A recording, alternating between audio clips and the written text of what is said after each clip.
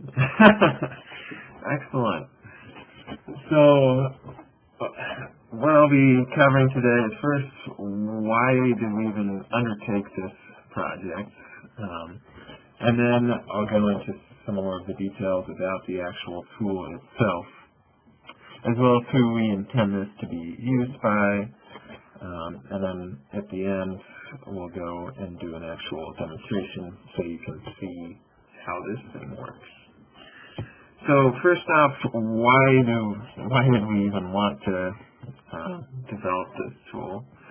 Well, when flooding comes around, there's a bunch of sources of data that we can go to. So first, I want to cover what we have available to us, and then see how the RAFT tries to plug some of those gaps or things that would be nice to know during a flood but aren't maybe readily available. So first off, I'll cover some of these tools. One of them is USGS Water Watch page, and this just shows all of USGS gauges, and it has them kind of colored as a percentile of the flows on that given day. So if today is May 30th, it would compare the peak flow today to all of the peak flows of May 30th throughout all of the historic record. So that can be a quick little indicator of how severe flooding may be, but it leaves some things to be desired. The fact that it's comparing to the current calendar day in previous years is not the best comparison. Maybe there was some big flooding that took place on May 25th that we would want to compare this event to, and this tool doesn't have that. So here's just a quick look at this. You go to their web page and you can go by state or however you want to, and there's all the gauges. Most of them are in the peak flow for the current day is less than the 95th percentile. And then there's, I brought this up on April 9th. And so there were a few gauges that were, in the 95th to 98th percentile for that day. But it doesn't really give you a sense for, is that really a big deal or not? That's one thing that we have out there in our back pocket. The more classic, this is kind of the go-to source when flooding is happening or forecast to happen, is the River Forecast Center. And this is nice because it gives you forecasts instead of just observed data. And not only does it have the forecast, but it also gives a little bit more context for the flooding. It has these thresholds for minor flood, major flood, bank full, and then it also has these quote impacts where at a given gauge, if the stage goes above 10 feet, this road is likely to be overtopped, or these agricultural fields are likely to be overtopped if stage gets above this level. So this gives you a better sense of what's going on than just that USGS site. But the drawbacks are that there's only a subset of gauge locations that have forecasts associated with them, because it's a significant amount of work to generate those forecasts. So the coverage is a bit more limited. And then there's no ability for anybody to kind of tweak the numbers that they're seeing. If they're seeing what looks like a busted forecast or something like that, there's really no ability for the user to interact with the data. It's just, here's what the forecast is, and that's it. So here's a screenshot of the River Forecast Center website. It color codes all of these gauge points based on the scale, minor flood, major flood. And of course it gives you the 10-day talking about what those impacts are these along the bottom here. When the stage goes above 10 feet, hey, they're thinking there's going to be minor flooding of fields. So that kind of information is helpful from an emergency management standpoint. But sometimes this leaves some things to be desired as well. A lot of times when there's any kind of flooding, this map will pop up with just a rainbow of colors all over the place. And it's hard to really tell where this happens all the time, and it's maybe in a rural area, or it's just maybe the impacts aren't that large, or there's gauges that get to red almost every year, and it's just not that big of a deal. So this leaves some things to be desired as well. So what we kind of thought were maybe some holes that would be nice to fill is, hey, how rare is this event? Try to slap some kind of number on how often does an event this large occur, instead of just the kind of minor flood, major flood levels. And that can give a sense of perspective and scale to the event that those sometimes you miss out on. And then another component that we looked at was it would be nice to relate these forecasts to maybe levees that are nearby to these gauges. If there's levees nearby to these gauges, we could, and we have decent elevation data, we could say, hey, with this forecast, we think this levee might be close to overtopping. So that's what we're trying to kind of plug up with this RAFT. And so before I go into more, I just wanted to give a quick definition about this, because I'll be talking about this in the rest of the presentation pretty much. When we were talking about classifying how rare a given event is, we use flood frequency curves. And these are developed from technical analysis. And basically the idea is you have your forecasted flow. For instance, if the forecast at this particular gauge was 10,000 CFS, we'd come onto our flood frequency curve and say, okay, this has about a 15% chance of happening in any given year. And you can look at it that way, of that kind of 15% annual exceedance probability, we call it, or what's more familiar to a lot of people is the return period, which is just the inverse of this exceedance probability. Hey, this is looking like it is a 7-year event. And I do want to stress again, almost any time I bring this up, I want to make mention that, yeah, these return periods can be misleading sometimes. It's not saying that this kind of event happens once every 7 years. Or like if you had a 7-year event last year, it doesn't mean it's going to be 6 more years until you have another one. It's just saying over a very long time scale, it would happen on average about every 7 years or so. So I do want to make that point. And there's a lot of discussion of moving away from this return period to probability, but it doesn't seem like this return period lingo is going away anytime soon. And it is, I find it actually a little bit easier to understand, or if you hear that's looking like a 0.5%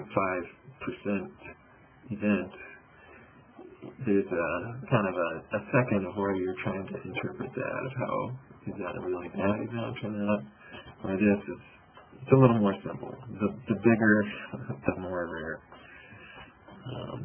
But I won't spend too much time on this. So I just wanted to introduce that flood frequency curve topic. And then another reason that we saw a need for this tool was just the amount of confusion that there is during a flood event and after a flood event as to how rare this event was. So I picked out there was a big flooding event in Colorado this last fall, and I picked out some headlines that showed just how much variation in these estimates there are. So one article I found said, hey, this rainfall event could be called a 1,000-year event. Okay, that's a bold claim. And then another article says, hey, now, that was, it's been a while since I've looked at that. I don't recall what the source was for all of these, or the technical source behind all these. It's more of, the point I'm trying to get across with this one is, hey, there's a lot of confusion during and after these flooding events. Then we have this science section of Time saying, hey, this was a 1,000-year flood, which I think a lot of us would know that a 1,000-year rainfall doesn't correspond to a 1,000-year flood necessarily. And then there was analysis afterwards by the University of Copenhagen and said, no, it really wasn't that big of a deal. It was a it was a big flood, but it wasn't that big. This was only 25 to 50 years. And then University of Colorado said, it depends on what drainage you're looking at, but we could call it a 100-year flood in a lot of these basins. And then the last one was just for fun. This was an actual warning that was put out during the event, and I think this one might capture the urgency or scale of the flooding maybe the best. We've now moved beyond a numerical scale to biblical proportions. So as you can see, there's just a lot of variation in these estimates after an event. And so one of the goals of this is to try to get at least all the agencies on the same page. So we don't have NOAA saying, hey, this is a 50-year event, and USGS saying, no, it's a 100-year, and Corps saying something else. So that was another one of the goals for this product. So, swooping in to fill those gaps or holes that we have identified was this RAFT. Actually getting to the tool now. And this tool, it basically ingests the latest forecast from the River Forecast Center, real-time data from USGS. And then we've gone through an effort as part of our RAFT team to bring together all of this information scattered across different agencies. Frequency curves, impacts, peak flow, historic peak flows, and try to get them in one place. And then the idea is to take those forecasts and apply this data that we've compiled to them at the drop of a hat. You see flooding on the horizon, just run this real fast and come up with some output that I think of as kind of two kinds. One, a little more informative. What's the return interval? What's the flood frequency of this event at all of these gauges? That in itself doesn't really tell you what to do. Hey, go put sandbags out, but it does give a sense of scale for the event.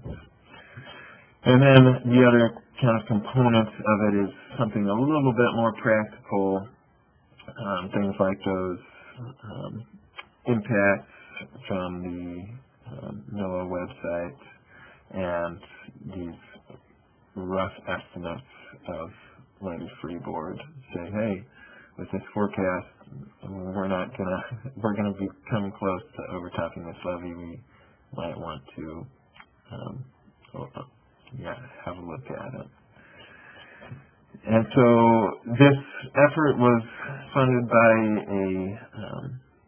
it's a pilot project from the Silver Jackets, and for the OWRD folks, the Silver Jackets team is an interagency team on state level, so there's an Oregon team, a Washington team, and it brings together state agencies and federal agencies that really have anything to do with flooding and flood risk.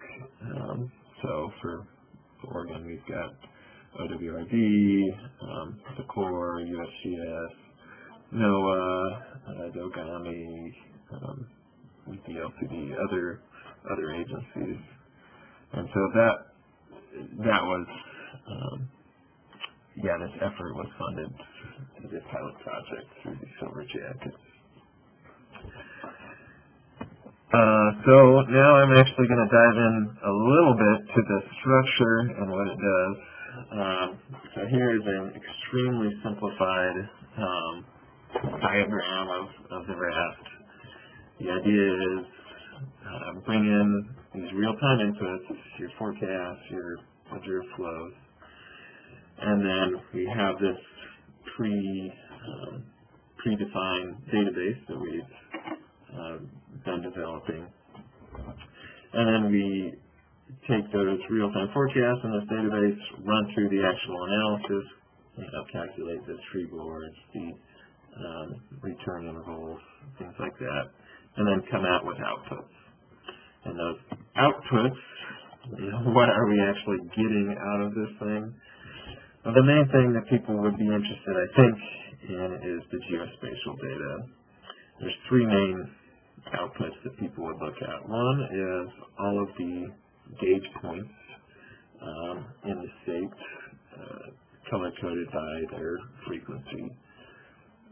So that includes all the forecast points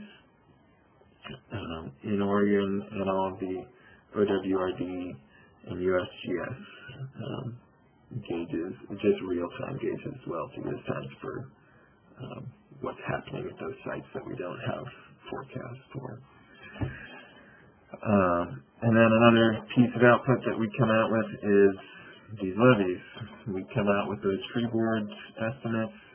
Let's just get a quick overview of all the levees and which ones may be close to overtopping.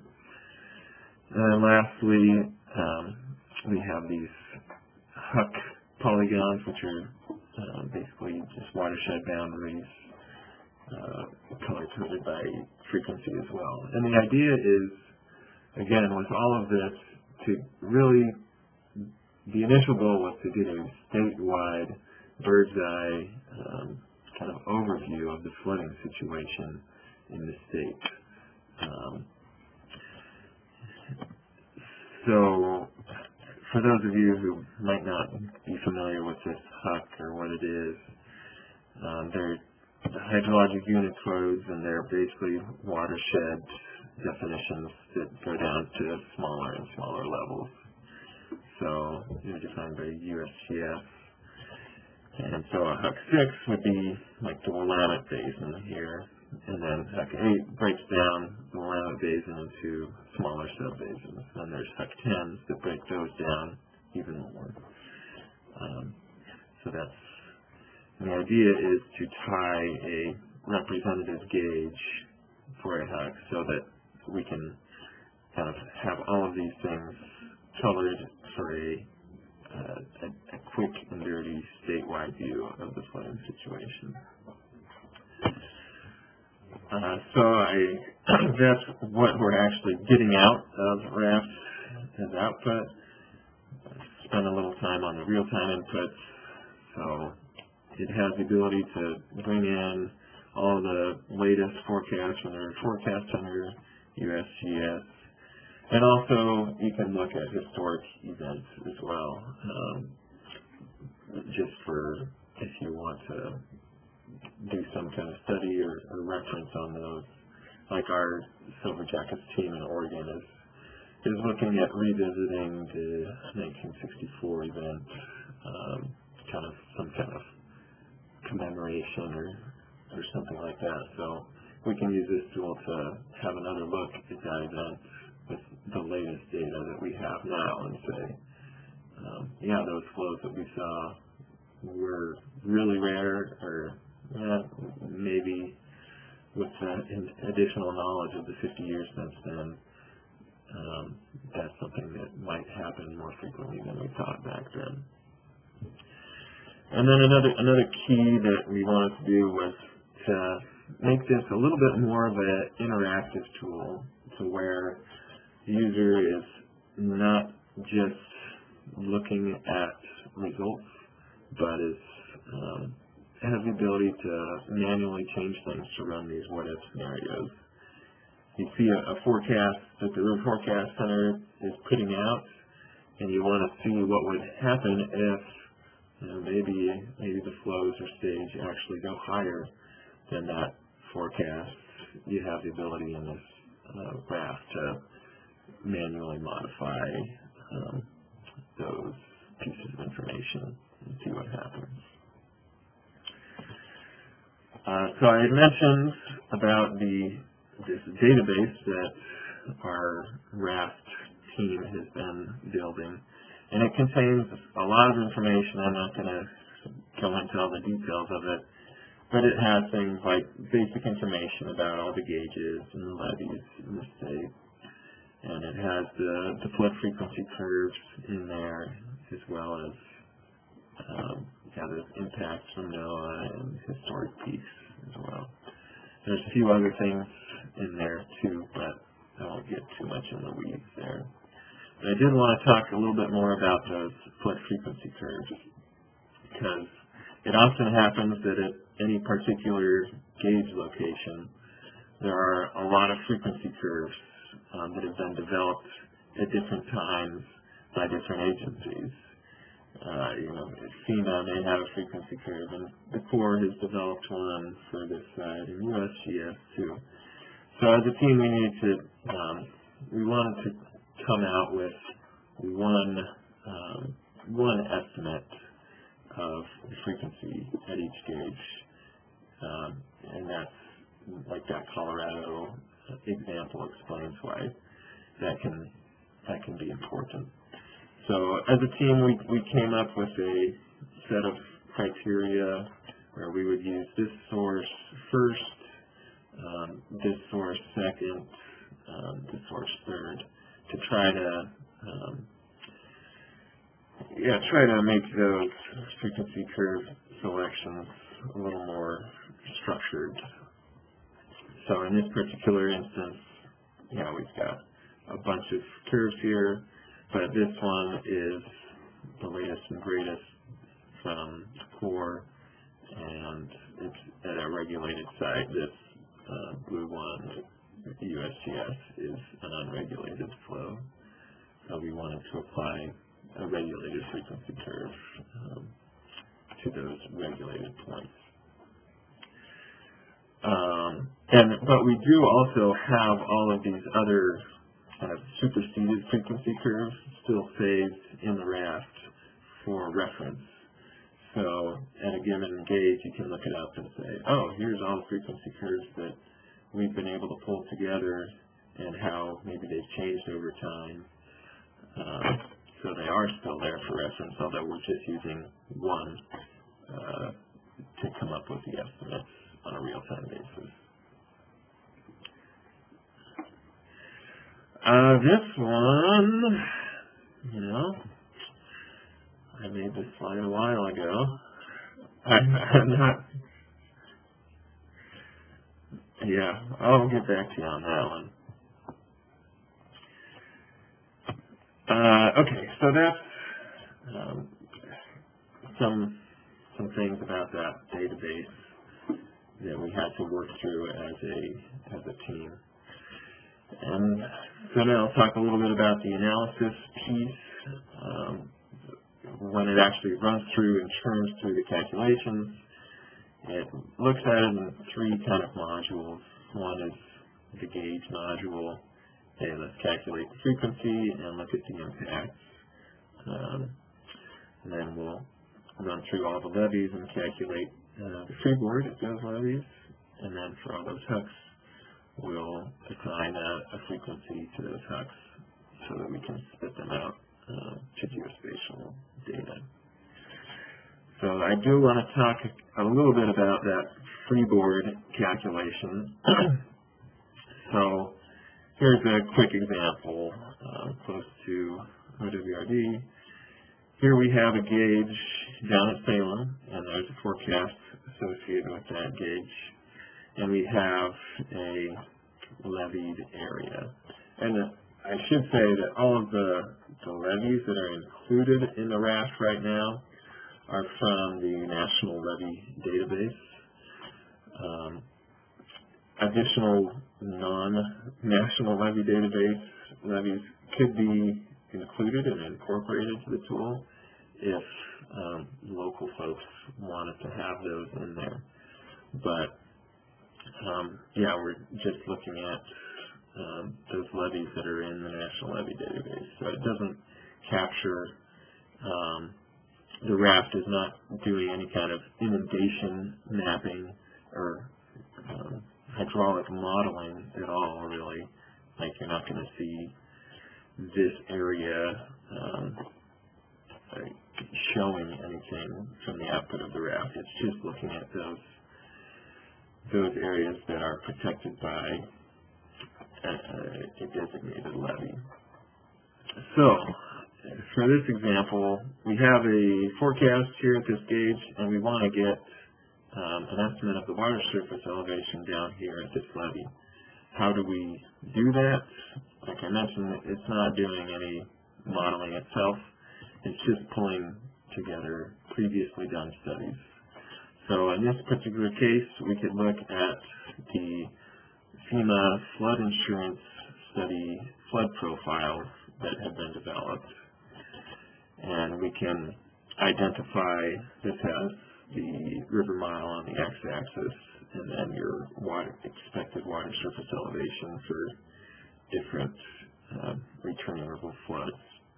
So we can identify where that gauge is and identify where that levy is, and then come up with a shift value there.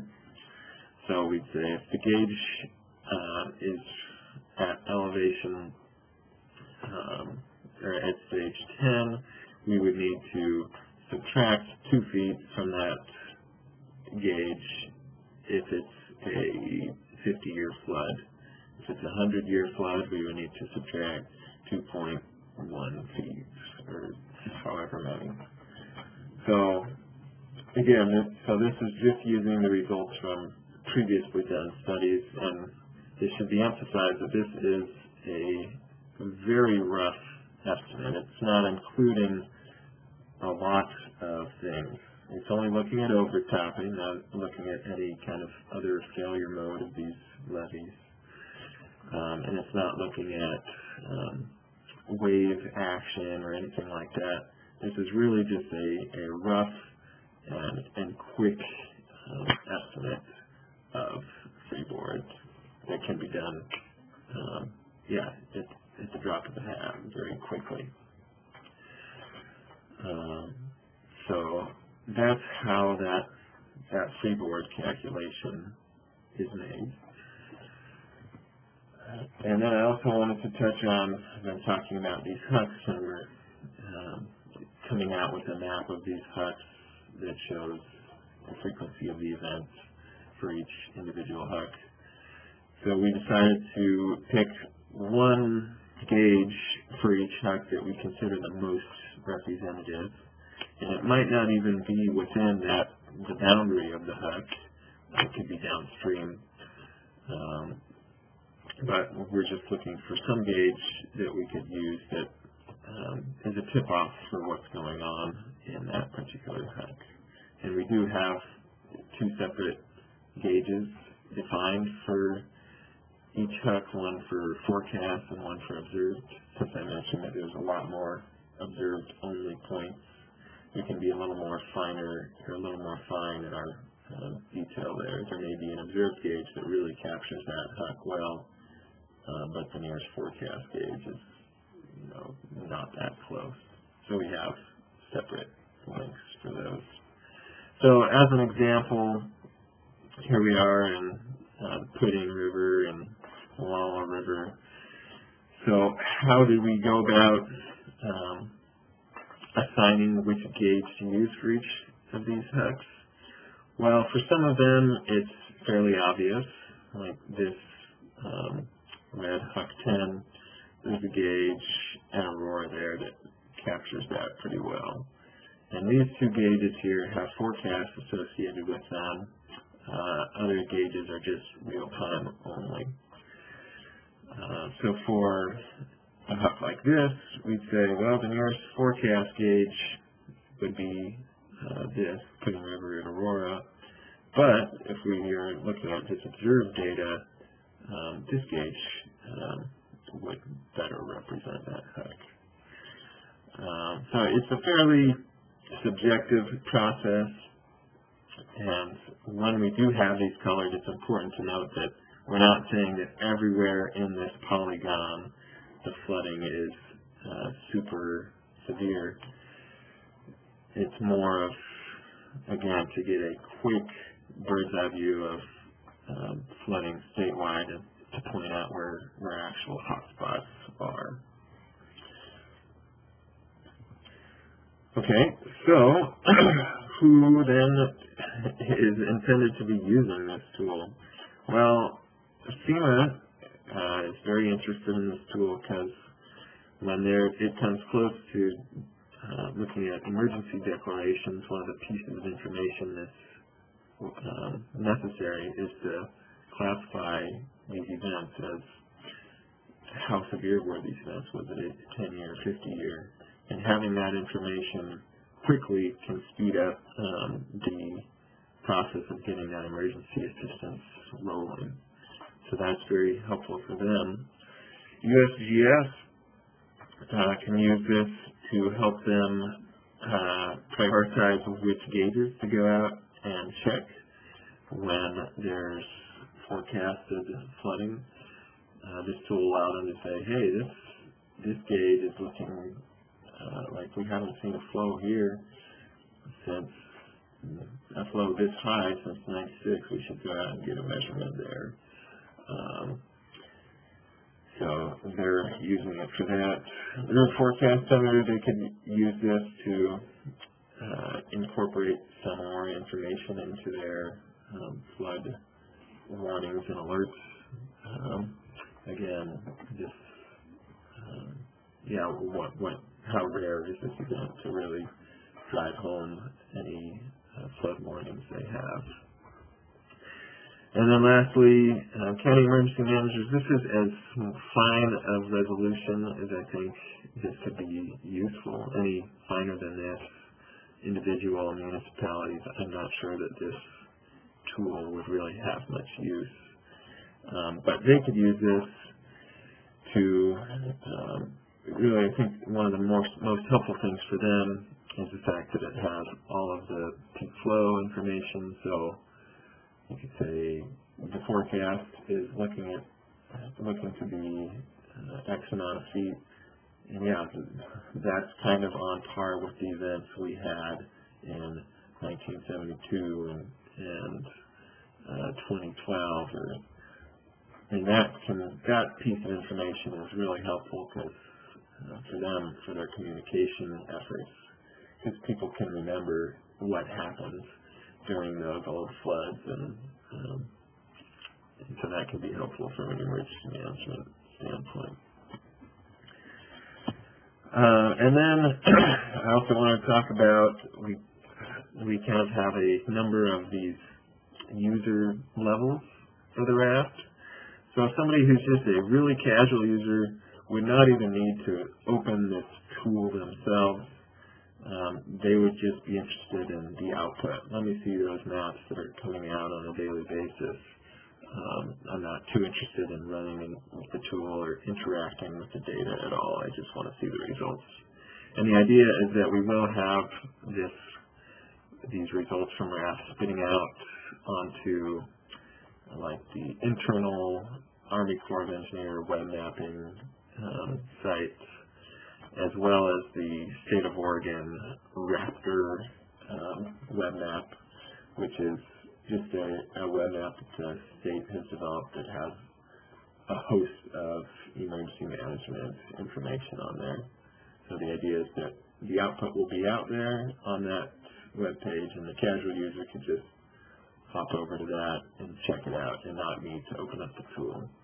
And then there's more of the basic type user who, they can run the tool, bring in new forecasts, run quick little what-if statements, and look at detailed information about the gauges, but not actually really change anything in the tool.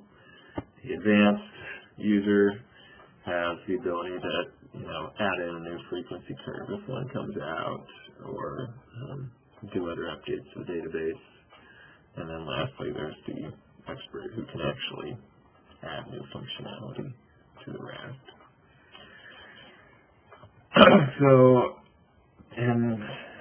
So where we're at currently, we have a beta version distributed. We have a kind of a RAFT user group that has been trying to get feedback about the tool. Unfortunately, we don't have that much quality control yet because there hasn't been too many flooding events happen since we've had the tool. So the best way to actually test this thing out and run it is actually have a forecasted flooding.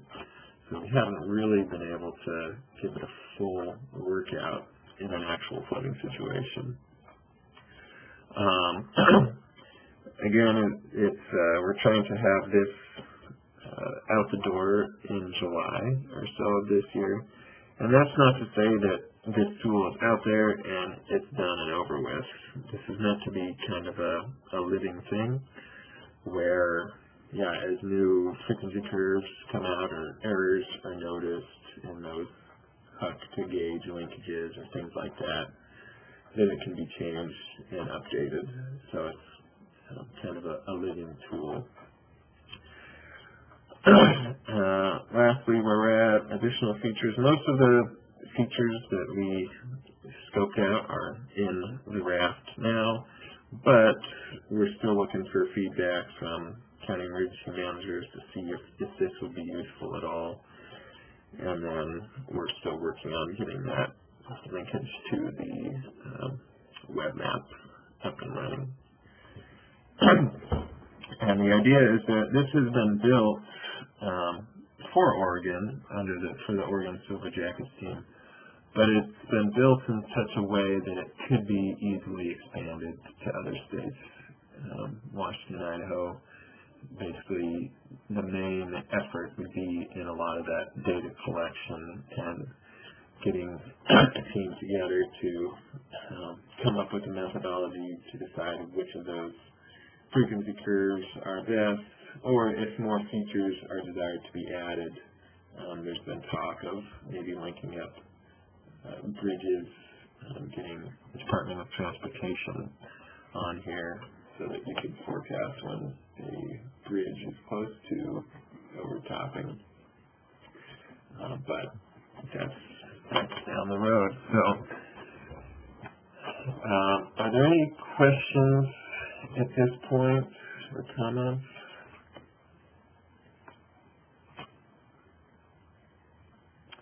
No?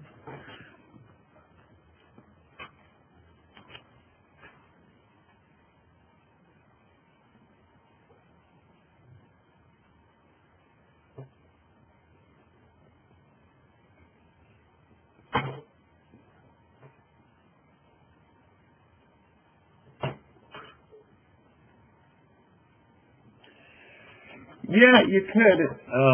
Like you mentioned, that's not really the goal of the Silver Jackets team.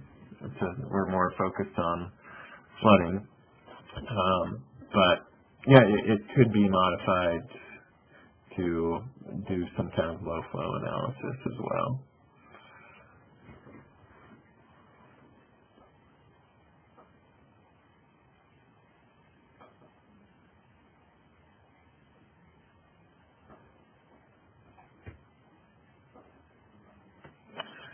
Yeah, we have to change the name.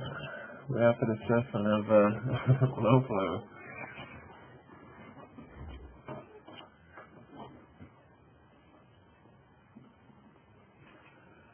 Any other questions or comments at this point? Okay, so now I'll actually do the moment you've all been waiting for, the demonstration. So it's the RAFT is actually nothing more than a kind of really souped up Microsoft Excel and Access combination. And that was done mainly because we really wanted that ability for the user to get in and change things easily, where if it was just a pure web tool, it would be a little bit harder to do that. But having it in this Excel access, it's really easy for somebody to come in and say, oh, what if the forecast went up to this level? What would happen? And run that through. And it gives the user some more, you interact with the data a little bit more. It gives you a little bit more control. So we're on to version 7.2. So you open it up. I need to update that little screen to 7.2. And there's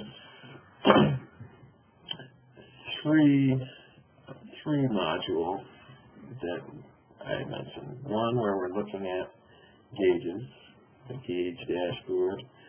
One where we're looking at levees, and one where we're looking at hooks. And conceivably, we could add additional modules, like I mentioned, with like a bridge kind of module, or there's been talks by Dogami of using this to tie into landslide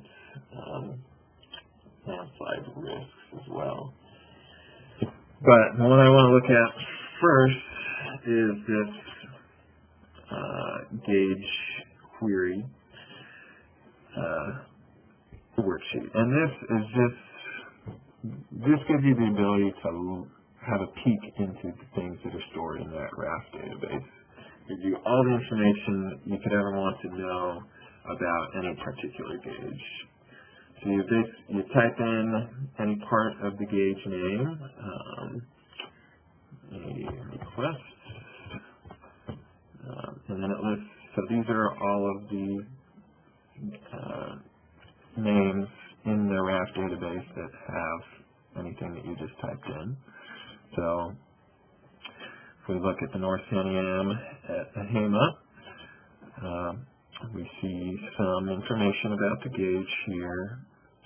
All of the different names of the different agencies call this gauge. It's the same location, but different agencies have different naming conventions for the gauge. So this is a nice place to be able to see all that, to speak the language of another agency.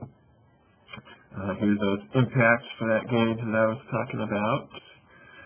And again, there's comments all over the place to explain what's going on, especially on these dashboards. And there's often hyperlinks that will, if you don't believe what is being shown to you here, you can have a look for yourself. And then it also has the rating curve for that particular gauge. It has all of the historic peaks, and this is very useful for, hey, we've got a flow of forecast of 60,000 CFS. That looks like it's going to be about on par with that 1948 event or the 64 event. So that's a nice piece of information to have. Any levees that are linked up to this gauge, as well as the flow frequency curves that we have defined.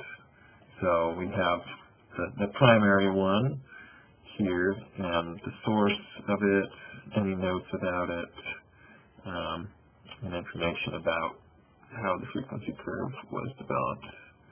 So you can have all of those for reference. So this gauge query page really is just a nice, it gives you a full summary of an individual gauge if you really want to drill down into one gauge. And this has been helpful. A few months ago, there was some flooding going on in eastern Oregon, and the RAFT was saying, wow, this one side, maybe it's Grand Ron near Perry, I think, is showing up as like a 50-year event or something, but it doesn't seem like it should be that high. And as we looked at it, it turned out that the rating curve that the River Forecast Center was using for that location was way out of date and incorrect. So they were able to rectify that. And that's not the intent of the RAFT to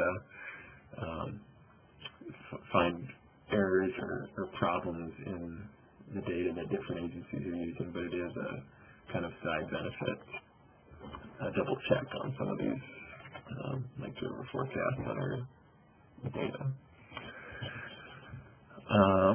So that's this sheet here. If we move along, the general order is from left to right. First, we select what gauges we want to analyze. So, and the colors kind of correspond with the headers that are actually going to be changed.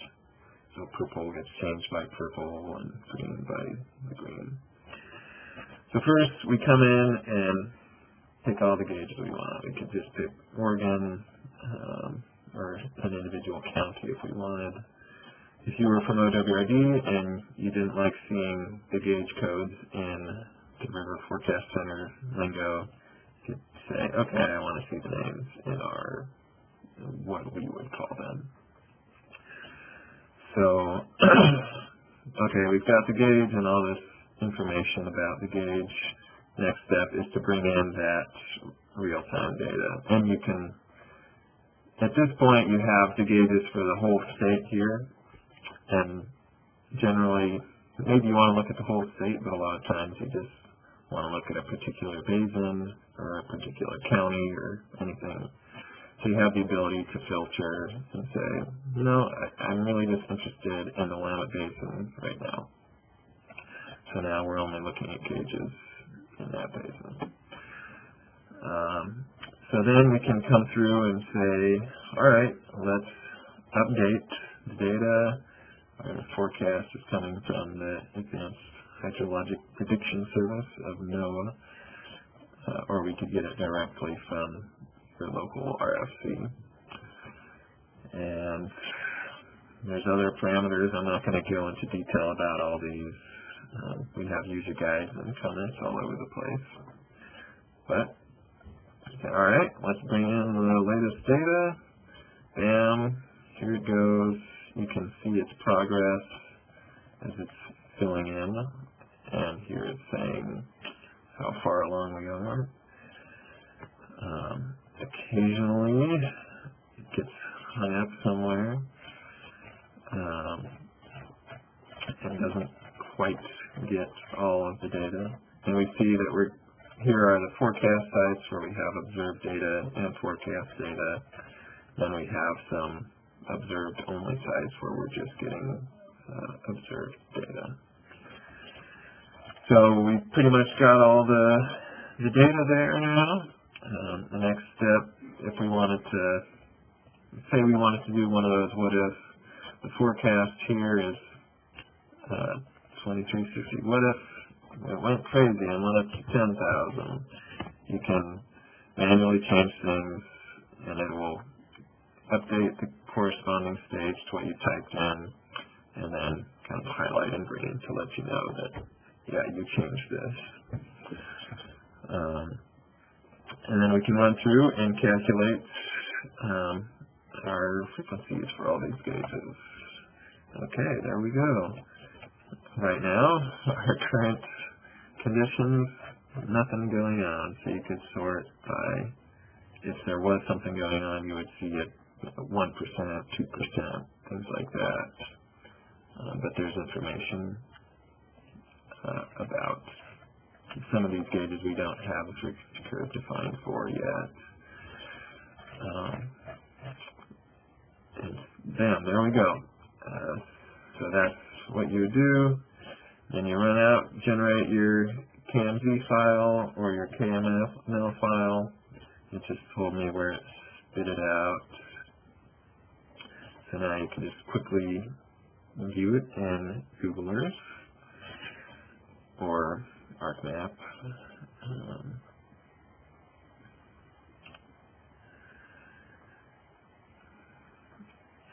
So there we go.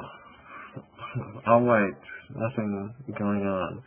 If you want us to look at something a little bit more interesting, I guess, we can look at historic data. Maybe look at the 96 flood. So maybe we should just clear everything out and do it again. So this has the instantaneous peaks from the 1996 water year in there now. We can come through, recalculate those frequencies. Now we actually see there's events that are registering there. Bam, spit out the file. Let's have a look at this one. All right, now we're actually seeing a little bit more action there. So there's all, and that's the basic gist of this, the gauge point analysis. So once we have these gauges of the latest real-time information brought in there and the frequencies calculated, we can come through and look at like the levees. So again, kind of the same process. Bring in the levees, filter, pick which ones you want, run through, calculate your freeboard numbers. You could sort. Oh boy, it's saying that some of these actually overtopped. And again, we have a marker defined for our confidence in the quality of the elevation of the levee. So again, this is really a very rough estimate. Yeah, and if you want more details on that process, we can talk offline about that. But yeah, we run through, get to calculate these freeboards, and then we also have a section for sensitive data about the levees that only certain users would be able to get to, population and buildings, to get a sense of how important this levee is, and then run through and export to shapefile and KMZ. Spitting out the levee and HUC information is a little bit more complicated than just displaying individual points. So it takes maybe 10 seconds or so for that to go. While that's going, I can show the HUC data, so we can pick either HUC 8s or HUC 10s to look at.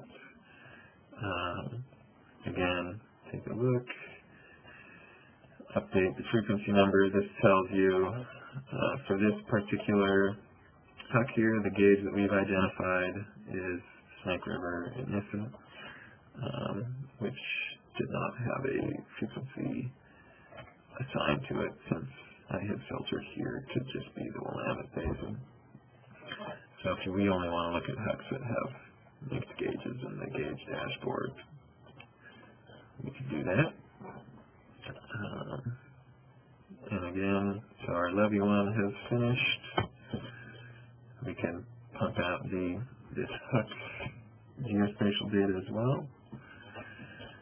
And while we're doing that, we can look at the levees. So, yeah, we have the levees color-coded by freeboard. So this levee we're saying had a freeboard of 8 feet or so.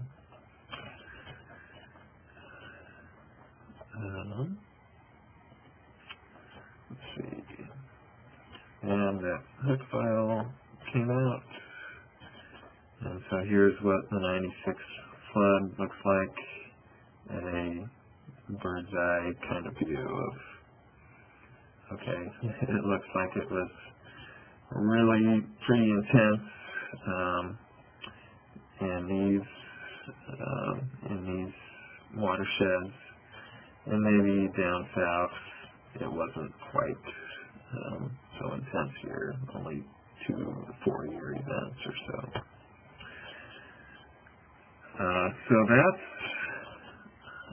the basic gist of how this RAFT tool works. Are there questions on this tool here?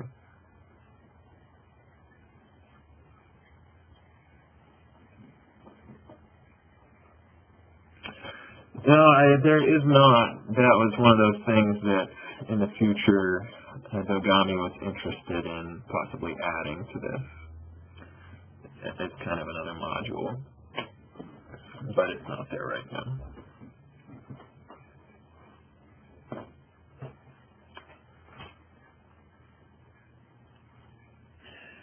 So really, to adapt this to Idaho, the effort would really not be any development on the tool. It would be pulling together all of this information for gauges of interest in Idaho, pull together, get somebody from USGS and FEMA on board and pull together the latest frequency curves and try to hash out which one you would like to use. A lot of these other features, like getting the rating curves and historic peaks, those are all automatically done from the web. So effort doesn't need to be undertaken for that. But yeah, if you wanted this tool as it exists right now and just throw in all the gauges in Idaho, it would be an effort of just identifying those gauges and this metadata information about those gauges, and then you can just plop them right in. So that's this, and again, you need to go through, if you wanted to add in levees, you'd have to identify nearby gauges and those shift amounts that we were talking about, and you'd have to go through and identify a particular gauge that would be representative for each huck in Idaho. But yeah, again, like I mentioned, this tool has been designed kind of with the eye that, hey, this could be easily expanded to another state, where you could say, okay, I'm in Idaho, I just want to see all the gauges in Idaho, and right now there's only a couple.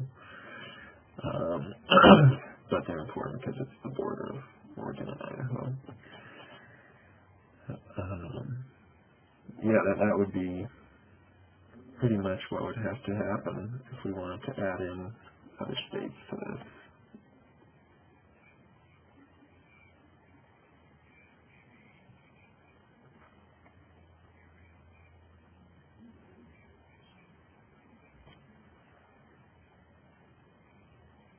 Yeah, you could load just selected subsets. Yeah, it's pretty flexible that way. So what we did for our Oregon was we started with just putting in all of the forecast points, which was about 70 points or so in Oregon, just to make sure that we could get this tool up and running. And once we finished all the kind of development and coding for this, we put in those gauges, said, okay, it's working. Now it's just a matter of adding in, then we added in all of the USGS real-time only gauges, and then we added in all of the OWRD gauges. So if there are other, I don't know if there's I'm sure there's a Water Resources Department in Idaho, but I don't know if they have if they run any gauges themselves. That, and if we wanted to bring those in, then we would need to modify the tool a little bit so that it could run out to those websites and bring in the data.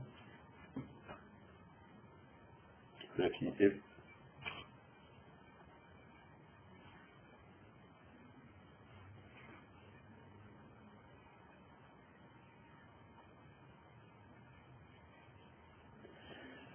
a rapidly deployed gauge, I'm not sure what you mean by that.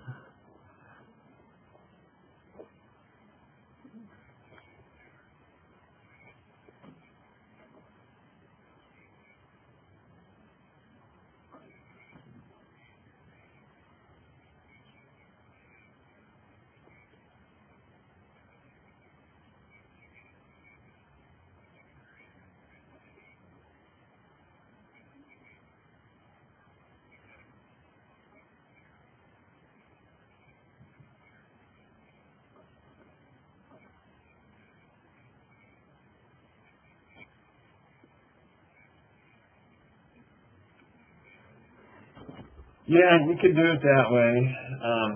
Again, what this tool's doing when it runs out and gets the data, all the data is on the web somewhere, and it tells you where it gets the data from. You can click the link and go to exactly where that data is. So if the data that you're talking about is pushed out to the web somewhere, then the tool could ingest it. But if it's a more manual thing, yeah, you could put it in manually and have it work. But, yeah.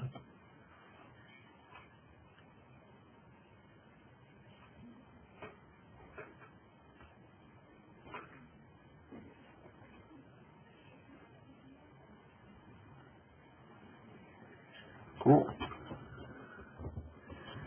Other questions, comments, things that I wasn't very clear about?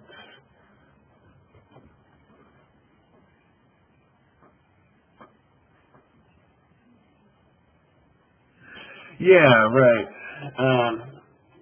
Like I had mentioned, the goal is to have the output of this, the point shape files and the puck shape files pushed out to web maps, and that's the one piece that we haven't quite finished up yet. I'm working with a fellow over at Oregon Emergency Management to try to get this data out to the Raptor. But yeah, it could be run in such a way that you don't have to run through and click each button. It could run at 2 a.m. or noon or whenever you'd like, and kind of run through all these steps sequentially and just dump the files somewhere.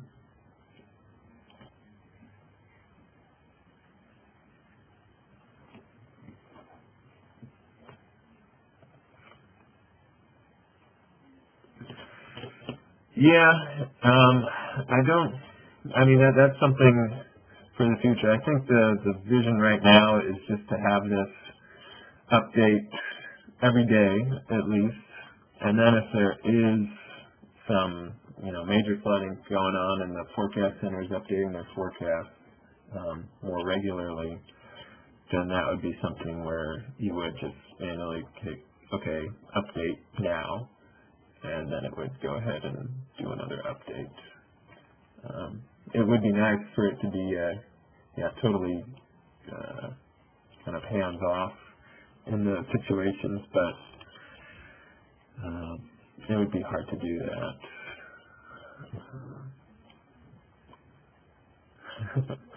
Right. But, that's another good thing about this, is even today, like our building shut down, and all of our database that has all of our real-time information coming in shut down as well. So this is, it could I guess it could be kind of a little bit of a backup for that. All you need is a computer and an internet connection to run this. So it can be a kind of a second option if other things are falling apart.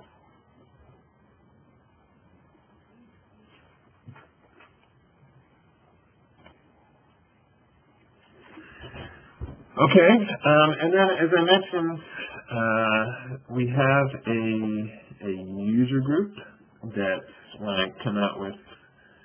we come out with new versions of this tool, we send it out to them and they can kind of test it out. Unfortunately, it's getting to be closer to out of the flood season, so we're running out of chances to actually check this out on the ground until next year, around here at least. But if you are interested in being a part of that user group and getting updates on this when they come out, send me an email and I can add you to the list.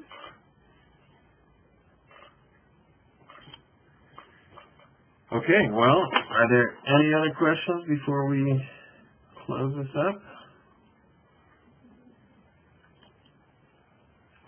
All right, thanks, guys.